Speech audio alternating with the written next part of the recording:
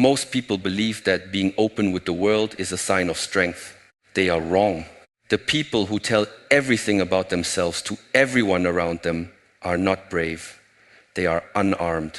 They walk through life carrying the details of their inner world in their hands, offering them to strangers, and then wondering why they always feel picked apart, drained, taken advantage of, misunderstood. Openness is not the same as honesty. Openness is not the same as authenticity. Openness is a decision to make yourself readable to a world that has not earned the right to read you. There is a way to be honest, whole, and deeply real without being readable. There is a way to speak the truth without broadcasting every detail. There is a way to live an authentic life while keeping a private core that no crowd ever gets to touch. That way is the way of the powerful, not the loud powerful, not the famous powerful, the quiet, permanent power of a person who has learned through years of small betrayals that not everything about you is meant to be public information. Some parts of you belong to you alone. Some parts of you belong to a very small circle. And some parts of you are so private that even the people closest to you should not be given the entire picture because they are still human. And humans, even the good ones, cannot always be trusted with everything.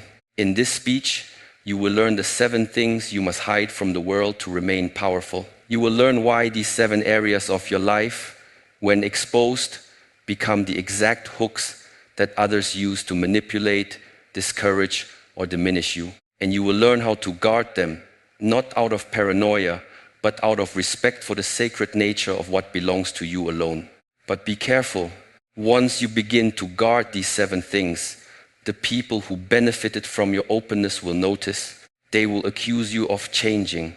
They will accuse you of hiding. They will accuse you of no longer being the person they knew. Let them. The person they knew was too available. The person you are becoming knows the difference between transparency and self-betrayal. The first thing you must hide is your plan. Not from your closest allies, not from the mentors who have proven themselves, but from the world at large and even from most of the people who claim to be close to you. When you announce a plan too early, 3 things happen at once. The first is that your mind receives a false reward.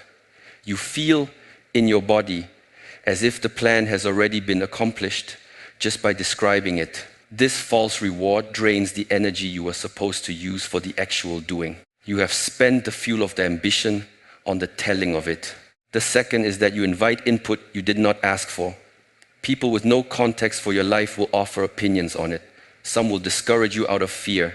Some will discourage you out of jealousy. Some will offer feedback that would be useful if your situation were theirs, but your situation is not theirs, and their feedback slowly reshapes your plan into a diluted version of what you originally imagined. The third is that you create witnesses to your failure. If the plan takes longer than you thought, or takes a different form, or dies quietly on the road, there is now an audience aware of the original vision, and the audience will remember. Their remembering will make it harder for you to try again. Their remembering will make you second guess the next dream before you have even given it shape. Hide the plan, not forever, only until it can walk on its own legs. You will know it can walk when it is already producing results in the world, when it is no longer a wish but a small living thing, when speaking about it can no longer damage it. Until then, the plan stays inside. Notice how the great changes in your life have almost never been the ones you announced. The transformations you actually kept were the ones you built quietly, in months no one was watching, with a discipline that produced no impressive stories at parties, until one day the outcome appeared, and people said, "When did that happen?" That is the pattern. That is always the pattern. Loud plans die young. Quiet plans, given the darkness they need to grow, come out of the soil already tall. You do the work in silence. You let the results speak first and yourself speak second, if at all. The second thing you must hide is your income and your resources. This is not about being secretive with your spouse or refusing to discuss finances with your accountant. This is about the general public and the wider circles of your life and even most of your friends. The moment other people know exactly what you have, three things change. They begin to measure you against what they think you should be doing with it. They begin to calculate whether you owe them something because of it. They begin to adjust their treatment of you based on whether they perceive you as above or below them financially. None of these three shifts serve you. If you appear to have more than others, envy is created. And envy is one of the most dangerous forces in human affairs because it operates in the dark and it feels justified to the person carrying it. People will not tell you they envy you. They will simply begin to withdraw warmth, to be less available, to make small comments that carry a sting. If you appear to have less than others, you invite condescension, dismissal, and the quiet exclusion that follows people who are read as not worth investing in. The powerful person keeps this information private, not out of pride, but out of protection. They dress in a way that reveals nothing. They live in a way that reveals nothing. They spend in a way that reveals nothing. Their financial reality is a country whose borders they do not open to visitors. This is not deception. This is discretion. And discretion is one of the last remaining skills of the free person in a world addicted to display. The third thing you must hide is your wounds. The world you are living in has learned to weaponize other people's wounds. There was a time when telling someone about your pain would earn you compassion. That time is not entirely gone, but it is much smaller than it was. Now, in most spaces, telling someone about your pain gives them information they can use against you. Watch what happens. You tell the person about the loss you carry. They nod, they murmur the correct words, they seem to receive it. And then, months later, in a moment of disagreement, they use the loss against you. They frame you as broken because of it. They use it to explain why your opinion should not count. They repeat it in a distorted form to others until the wound becomes the thing you are known for, the label that walks into the room before you do. This does not mean you must carry your wounds alone forever. It means you must be extraordinarily careful about who you show them to. There are one or two people in your life, if you are lucky, who can be trusted with the deep places. They have proven over years that your softness is safe with them.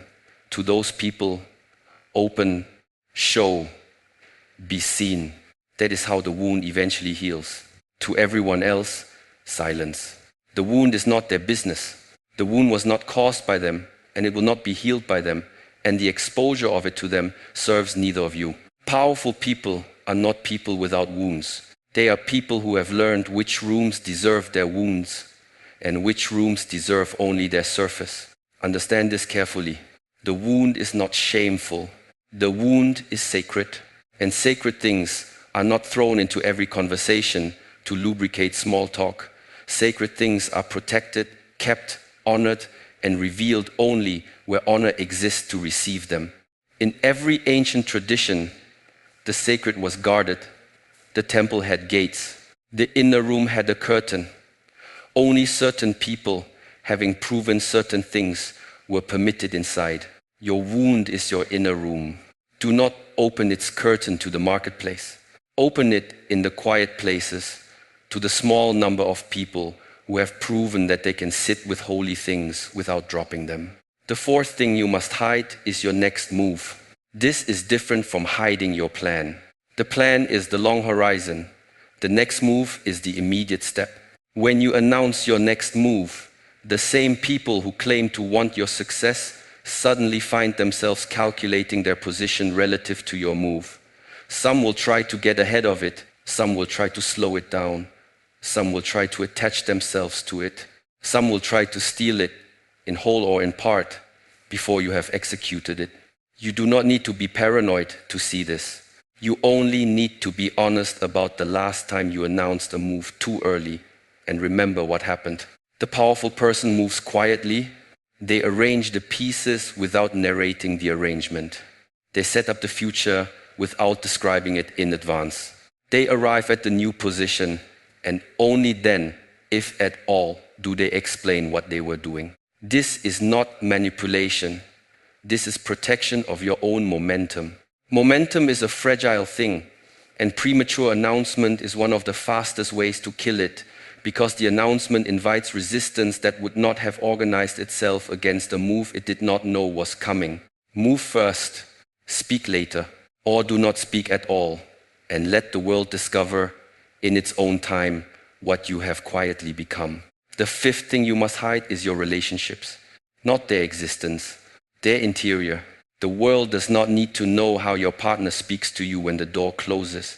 The world does not need to know what your family fights about at holidays. The world does not need to know the specific tensions inside your closest friendships. And the world absolutely does not need to know the private texture of your intimate life. Every detail you share about the interior of your relationships is a detail that can be twisted, repeated, used, or held against you. But the deeper reason to keep this hidden is not defensive. It is respectful. When you speak about the private parts of a relationship to people outside it, you are, in some small way, betraying the relationship. You are taking something that belongs only to the two of you and placing it into a room full of strangers, where it will be interpreted, judged, and remembered by people who were never meant to have access to it. Great relationships have a private language. They have inside jokes no one else understands. They have arguments no one else witnesses. They have soft moments no one else sees. That privacy is what makes the relationship intimate. The moment you begin to broadcast it, the intimacy leaks out, and what remains inside starts to feel thinner. Guard the interior. Post nothing. Explain nothing. Reveal nothing that was not agreed to be shared. Understand what this creates. The relationships that are held privately grow deeper. The ones that are broadcast grow thinner. This is not opinion. This is a law that has been proven in 1,000 small case studies of 1,000 friendships and marriages and family bonds. Every private thing is a piece of the connection. Every public thing is a piece taken out of it. The people who love you will notice this discipline in you, and they will feel safer inside your life because they will know that what happens with you stays with you. They will open in ways they did not open before. They will trust in ways they did not trust before. They will meet you in a deeper room because you have proven by your quiet that the deep room is not going to be broadcast to a crowd. The sixth thing you must hide is your emotion in the moment it is happening. This is one of the most misunderstood disciplines of the powerful. The world will tell you that hiding your emotions is unhealthy, that you should express what you feel as you feel it, that anything else is repression, and repression is dangerous. There is a partial truth here. Yes, you must feel your emotions. Yes, you must acknowledge them in yourself and to yourself, and eventually to the small circle who has earned the access. Yes, you must not lie about your interior to anyone, including your own mind. But that is not the same as displaying every emotion the moment it arrives. The powerful person feels the anger and does not act on the anger in the room where the anger began. The powerful person feels the humiliation and does not let the humiliation write his next sentence. The powerful person feels the fear and does not let the room see the fear before he has decided whether the room deserves to see it. There is a small, sacred delay between the arrival of an emotion and the world's access to it. That delay is where wisdom lives. That delay is where you become someone whose actions are not identical to your feelings, but shaped by your feelings, in a form that has been considered rather than spilled. You are not hiding your emotions from yourself. You are hiding them from the audience until you have decided whether the audience is worthy of them. Most audiences are not. Most rooms are not. Most people cannot handle the raw version of your feeling and will use it against you if you give it to them. Feel it fully in private. Show it precisely in public. And do not confuse the two. The person who spills every emotion the moment it arrives lives an exhausted life. He is constantly discharging into rooms that do not know what to do with what he has thrown. He wonders why he is always tired, why his relationships feel unstable, why the same conflicts keep arriving in new packaging. The answer is that he has been treating the world as his therapist and the world has been treating him as its entertainment. The powerful person does not do this. He carries his emotions until they can be shaped into something useful. He waits, sometimes hours, sometimes days, before the raw feeling becomes a considered word. He speaks less, but each thing he says has weight, because it was not thrown, it was placed. You can become this person. You are only one delay away. The seventh thing you must hide is your vision of the person you are becoming. This is perhaps the most important of all. You have a vision. Somewhere, quietly, in you, there is a picture of who you are becoming and what your life will look like and what version of yourself you are walking toward. That vision is delicate. It is not yet real. It exists only inside you, in the private country of your own imagination, and it is easily damaged by exposure to people who cannot see what you can see. Do not describe your vision to people who are still living in the old version of you. They cannot see it. They will describe you back to yourself as if you were still the person they used to know. And the description will be so confident and so familiar that a part of you will believe them, and the vision will grow dimmer for having been misread. Do not describe your vision to people who are threatened by your growth. They will attack it subtly in the form of jokes or worries or well-meaning cautions until the vision begins to feel unrealistic even to you. Do not describe your vision to people whose success would be complicated by yours. They will nod politely, then work quietly over months to slow you down out of an instinct they do not even fully understand in themselves. Hide the vision, live it. Let it become real in your body, in your habits, in your daily decisions, without ever making a speech about it. And when the vision has become the life, when the picture in your head has become the room you actually live in, the world will finally see it, but only because it has already happened. And at that point, it can no longer be talked out of you. Listen closely. The vision cannot survive the wrong voices. Not because the voices are strong, but because the vision, in its early stages, is soft. It has not yet hardened into fact. It is still something you are becoming, and the becoming is not yet finished. And in that unfinished stage, another person's confident disbelief can enter the vision and rearrange it, quietly, without your consent, until you cannot tell anymore whether the doubt is theirs or yours. This is why you protect it. Not because the vision is fragile forever, because the vision is fragile now.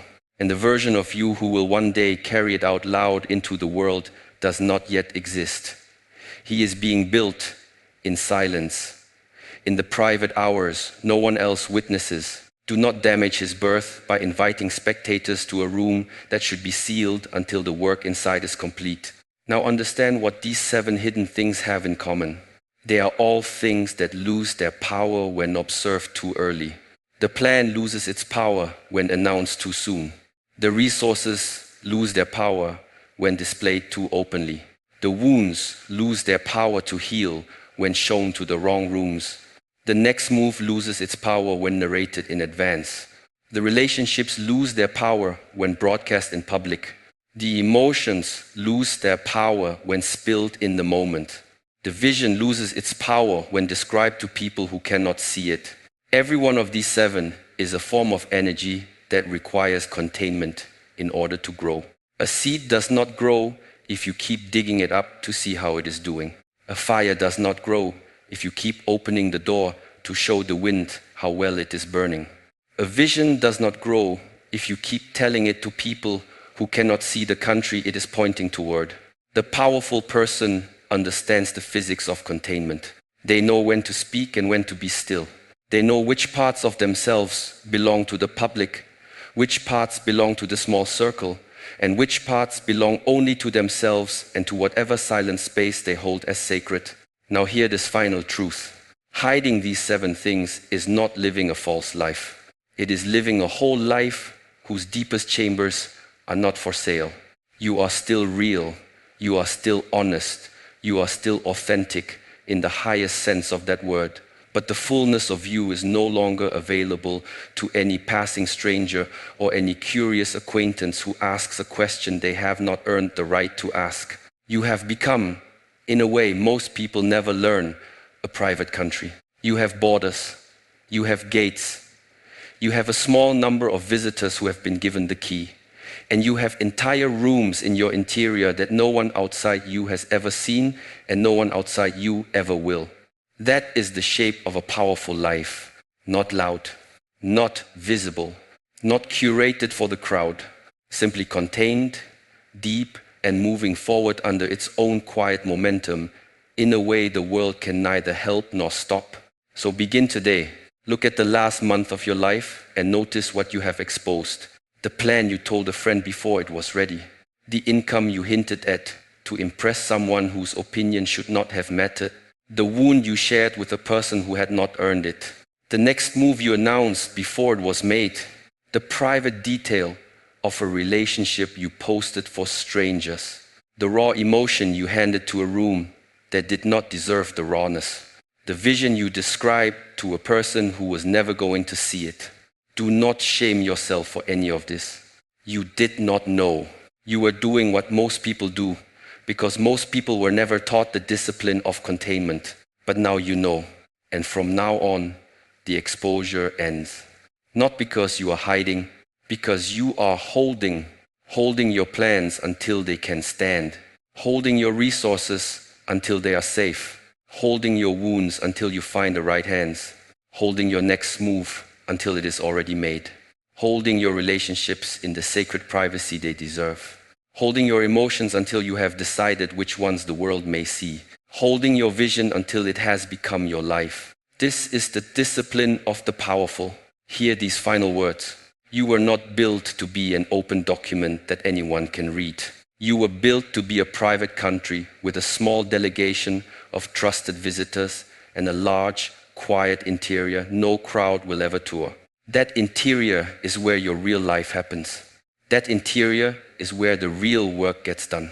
That interior is where the version of you the world will one day meet is being slowly, quietly, patiently built in the darkness that all serious growth requires. Protect the interior. The rest of your life will follow the discipline you keep in the dark. This is why they seem so calm, so unmoved, so quietly certain in a world that trades on constant exposure. They have simply learned the ancient truth that the world confirms every day. Some things must be hidden to grow. Some things must be guarded to stay yours. And some things must be kept sacred inside you, so that the version of you they helped build in the dark can walk out one day, complete, unshakable, and ready to meet the world on your terms, not theirs. Hide these 7 things, grow in the quiet they create, and let the world one day meet the finished shape of a life it was never allowed to interrupt.